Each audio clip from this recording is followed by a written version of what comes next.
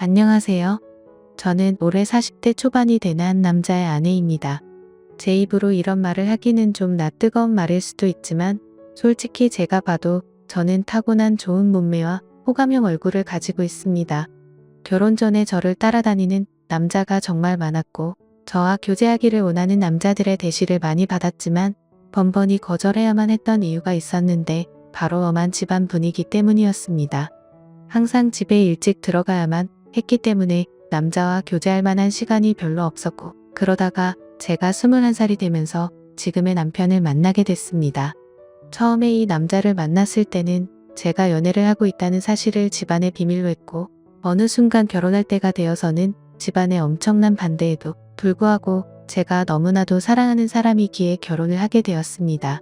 남편은 저보다 7살이 많았고 저의 첫 남자이며 부부 생활에도 아무런 문제가 없어요.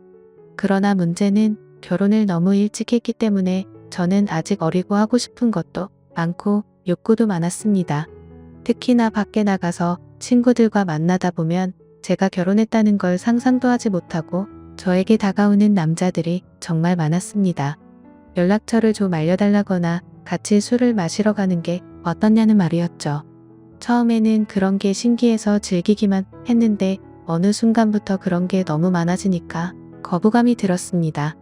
제가 일찍 결혼해서 당시에만 하더라도 결혼한 친구가 주변에 한 명도 없었습니다. 그러다 보니 친구들이 나이트에 가서 놀았던 이야기를 한다거나 남자친구와 만나고 헤어지는 이야기를 들으면 부럽기도 하고 저도 처음에 남편을 만났을 때의 그런 설렘을 다시 한번 가지고 싶다는 생각을 하기도 했습니다. 그러다가 정말 제 인생에서 큰 사건이 하나 터지게 됐습니다. 3년간 남편만 보고 살았던 저에게 한 번의 의도로 인해 저의 인생이 180도 달라지게 됐습니다. 정말 의도적으로 바람을 피운 것은 아닙니다. 저는 실수라고 말하고 싶지만 어느 순간에는 저도 제 자신을 주체하지 못하고 있더라고요. 제가 20대 초반이었을 때 그때까지만 해도 저는 다른 남자를 만난다는 것은 범죄라고 생각했고 인간으로서 쓰레기 같은 행동이라고 생각했습니다. 그날도 여느 때와 다름없이 퇴근하는 남편을 위해 요리를 하고 있었어요. 현관문 열리는 소리에 남편을 맞이하러 달려나가니 울상을 짚고 들어와 한숨을 쉬는 남편에게 놀라서 물어봤습니다. 자기야, 무슨 일 있어? 아, 속상해. 오늘 휴대폰을 잃어버렸지 뭐야.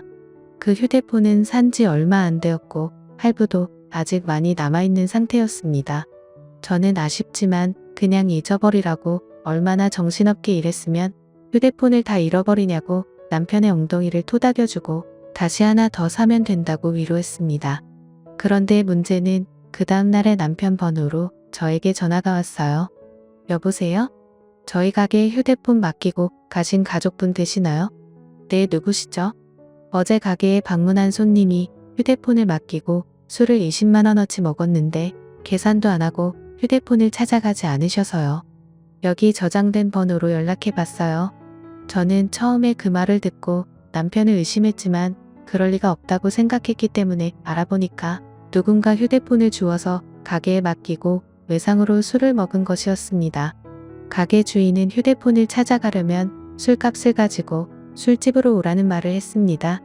돈은 아깝지만 그래도 남편이 알면 좋아할 거라는 생각으로 약속한 시간에 맞춰 택시를 타고 술집을 찾아갔습니다. 그때 시간이 오후 5시 정도였는데 제가 갔을 때 그곳은 이제 막 가게를 오픈하고 있었어요. 문 앞에 주인으로 보이는 젊은 남자가 있었습니다. 휴대폰 찾으러 왔다고 말하자 가게에 있다며 지하 2층인 술집으로 저를 데리고 갔습니다. 휴대폰을 확인하자 남편 것이 맞았는데 20만원을 주기에는 너무 아까웠습니다. 솔직히 저희 남편이 잘못한 게 아니고 이걸로 술 먹은 다른 남자가 잘못한 건데 왜 그 돈을 제가 물어줘야 하나 싶더라고요. 그러다 문득 그 남자의 외모를 살펴봤습니다. 머리카락은 굉장히 길었고 통이 큰 바지를 입었으며 자기 사이즈보다 적어도 몇 개는 더 커 보이는 와이셔츠를 입어서 그런지 꼭 무슨 힙합하는 청년처럼 생겼더라고요. 걷는 걸음걸이도 껄렁껄렁하고 팔에는 문신이 보였는데 깔끔한 정장만 입는 제 남편과는 정반대의 자유로운 느낌이 많이 풍기는 사람이었습니다. 생긴 것만 보면 제가 좋아하는 얼굴상으로 제법 잘생겼지만 뭐 씹는 게 영 마음에 들지 않았습니다. 저도 제가 왜 그랬는지 모르지만 갑자기 그 남자에게 한 가지 제안을 하게 되었습니다. 저기 혹시 관심 있으면 술값 20만 원치만큼 오늘 그쪽이랑 같이 시간 보내줄 수 있는데 어때요? 솔직히 이건 정말 어처구니 없는 제안이었습니다. 말하는 동시에 저는 얼굴이 빨갛게 달아올랐거든요. 그 남자는 놀라는 듯 하다가 갑자기 술집 문을 걸어 잠그면서 저에게 다가왔습니다. 그 남자는 저에게 묻더군요. 그 말 진심이에요? 정말 하고 싶어요? 저는 20만 원이라는 금액이 아까운 것도 아까운 것이지만 그 남자에 대한 호기심이 더 컸던 것 같습니다. 그래서 그냥 한 번쯤 시간을 보내는 건 어떨까 하는 생각이 들었던 것이죠. 저는 다시 한번 말했습니다. 진심이죠. 대신에 오늘 일은 확실하게 비밀로 해줘야 해요. 그리고 오늘 딱 한 번만이에요. 그렇게 그 남자와 갑작스럽게 가게 안에서 시간을 보낸 후에 휴대폰을 돌려받고 집으로 돌아왔습니다. 이것이 제 첫 외도의 시작이었습니다.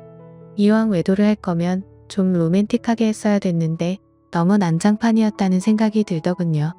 그날 밤 이후로 술집 주인은 저에게 가끔 연락을 해왔지만 저는 연락을 받지 않았습니다. 막상 외도를 해보니까 그다지 좋지도 않았고 오히려 다른 걸 더 느껴보고 싶다는 생각이 들었기 때문입니다. 그 뒤로 저는 남편 외에 다른 남자를 만나는 것에 대해 호기심이 생겼어요. 아는 사람을 만났다가는 남편이 알게 될까봐 걱정이 되었고 집에만 있는 저로서는 다른 남자를 접할 기회가 쉽지 않았습니다. 그러다 생각지도 않았던 사람과의 일이 벌어지고 말았습니다. 여름방학이라고 대학생이었던 남편의 동생이 서울 구경을 하고 싶다며 저희 집에 놀러 오게 된 적이 있는데 워낙에 나이 차이도 얼마 안 나고 저도 대입시험을 본 지가 엊그제 같아서 이런저런 얘기하면서 친해졌습니다. 그리고 넉살이 좋은 도련님은 형수라고 하며 저를 잘 따랐습니다.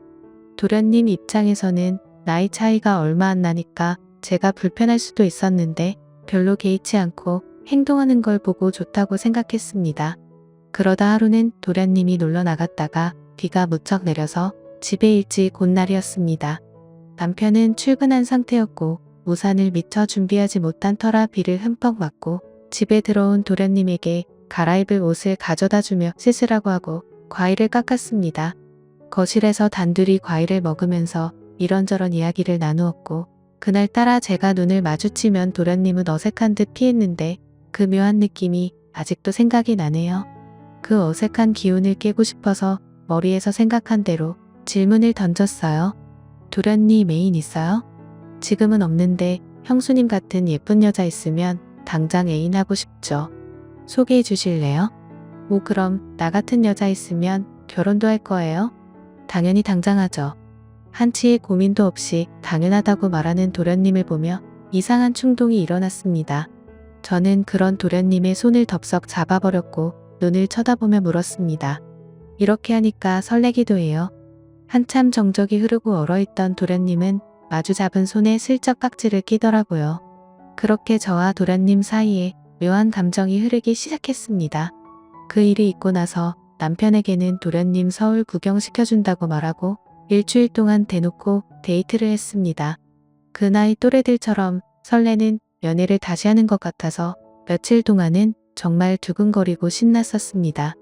하지만 그것도 역시나 오래가지는 못하더라고요. 일주일 후에 터미널에서 도련님을 보내고 나니 그 뜨거웠던 마음이 순식간에 식어버렸습니다. 몸이 멀어지니까 자연스럽게 마음도 멀어지게 된 것이고 계속해서 저를 달래주지 않으니 저도 흥미를 잃게 됐습니다. 그렇게 여름이 지나고 날씨는 조금씩 선선해지기 시작했습니다. 심심한 마음에 남편 몰래 휴대폰 어플로 채팅이라는 것도 해봤지만 이렇다 할 만남을 가지지는 못했습니다. 제 주변 또래 친구들은 채팅하는 어플로 친구도 많이 사귀고 연애까지 하는 애가 있던데 이상하게 저는 별 볼 일 없는 남자들만 꼬이는 것 같았습니다. 그렇게 애매하게 시간을 보내다 보니 명절이 다가왔는데요. 저희 시댁은 춘천 쪽에 있었는데 연휴 전날부터 가서 신나게 명절 음식하고 설거지하고 집안에 하나밖에 없는 며느리라 몸이 부서지도록 일을 했어요. 언제까지 며느리가 이렇게 일해야 되는 거냐고 투덜거리기는 했지만 워낙에 나이 차이가 많이 나니까 대들지도 못하겠더라고요. 명절 다음 날 아침에 친정집에 가려고 준비를 하는데 시어머님이 점심을 먹고 가라고 하셨습니다. 또 내가 밥을 차려야 하나 싶어서 순간 짜증이 확 났지만 얼굴에 최대한 티를 안 내고 있었는데 남편이 너무 미적미적대는 거예요. 빨리 준비하고 출발해야 하는데 준비를 하는 둥 마는 둥 조금만 더 누워있다가 가면 안 되냐고 TV나 보고 앉아있고 정말 답답해 미치겠더라고요. 그래서 남편을 방으로 데리고 와서 밖에 들리지 않게 작은 소리로 말다툼을 했습니다.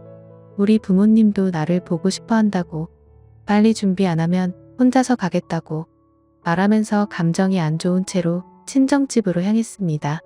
남편은 친정에서도 기분이 안 좋은 티를 숨기지 못했고 저는 그럴 거면 그냥 먼저 가라고 말했습니다.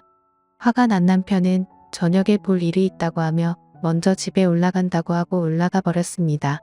무슨 일이냐는 친정엄마의 물음에 별거 아니라고 대답하고 방에 들어 혼자서 분을 삭히고 있었습니다. 저렇게 마누라를 배려하지 못하는 남자인 줄 몰랐는데 정말 충격적이었죠. 사오느라 못 봤던 휴대폰을 여러 메시지를 확인해 봤더니 초등학교 동창 중 한 명에게서 연락이 와 있었습니다.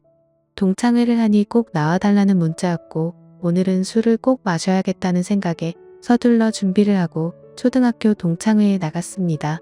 그 자리에 나가니 이미 20명 정도가 모여 있었고 명절인데 다들 할 일도 없이 이렇게 나와서 놀고 있냐며 조상님도 없냐는 농담을 건넸습니다. 그러자 친구들은 요즘에 누가 조상님 챙기냐고 우리끼리 재미있게 잘 먹고 잘 살자면서 술이나 마시자고 하더라고요. 졸업하고도 연락을 하는 친구도 있었지만 졸업하고 나서 처음 보는 친구도 있었습니다. 그래도 초등학교 동창이라는 유대감이 있었기 때문에 편하게 대할 수 있었죠. 그 중에 눈에 띄는 친구가 한 명 있었는데 초등학교 때 어린 눈에도 도시아이처럼 깔끔했었던 제 짝꿍이었습니다. 그 아이는 피부도 하얗고 공부나 운동도 잘했기 때문에 어릴 적에 잠시나마 좋아했던 남자였어요. 제 기억상으로는 그 아이도 예뻤던 저를 좋아했었고 동네도 가까워서 자주 어울렸던 기억이 납니다. 문방구에서 같이 과자를 사 먹으면서 집에 같이 가기도 했었고 지금 생각하면 유치한 편지도 주고받았었는데 오랜만에 보니까 훨씬 더 반갑고 기분이 좋았습니다. 그 친구는 6학년 때 전학 가서 그 이후로는 처음 봤고 멀리서 봐도 어릴 적 그 모습이 상당히 많이 남아있어서 그때의 설렘이 새록새록 기억났습니다. 저는 반가워하며 그 친구 가까이 가서 말을 걸었어요. 어머 건우야. 어떻게 연락 한 번을 안 했어? 안 그래도 너 결혼했다는 말 들었는데 연락을 못 하겠더라. 그 친구와 계속해서 대화를 하면 할수록 저는 그에게 점점 빠져버리고 말았습니다. 제가 아마 결혼을 하지 않았다면 꼭 이런 남자와 연애를 했을 것 같다는 생각이 들 정도로 마음에 드는 친구였거든요. 이 친구랑 따로 나가서 술을 마시고 싶고 오늘 밤만이라도 짧게나마 설레는 감정을 느끼고 싶었지만 저는 결혼한 여자였고 그 아이가 저를 나쁜 여자로 볼까봐 신경이 쓰였어요. 술자리가 끝나갈 때쯤 애들은 하나둘씩 빠져나가기 시작했습니다. 저 역시 집에 가야 할 때가 왔어요. 제가 인사를 하고 나오자 그 남자도 따라 나왔고 택시를 잡으러 같이 걷기 시작했습니다. 슬며시 제 손을 잡아오는 그 남자를 쳐다보니 저를 보며 웃고 있더라고요. 오늘은 완전히 끝나버린 줄 알았던 설레는 감정이 다시 살아나기 시작했고 그렇게 손을 잡은 채로 저희는 한동안 말없이 걸었습니다. 우린 서로 끌어안다시피 해서 길을 걸었어요.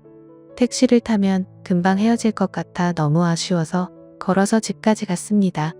오랫동안 걷다가 도착한 저희 집 현관 앞에서 저를 물끄러미 쳐다보더니 제 볼에 뽀뽀를 하고는 부끄러운 듯 급하게 인사하며 뛰어갔습니다. 남편하고도 안 좋은 상황에서 그를 만난 건 정말 사막의 오아시스를 찾은 기분이었어요. 그 뒤로 저희는 종종 따로 만났고 제가 서울로 올라가서도 계속 연인으로 지냈습니다.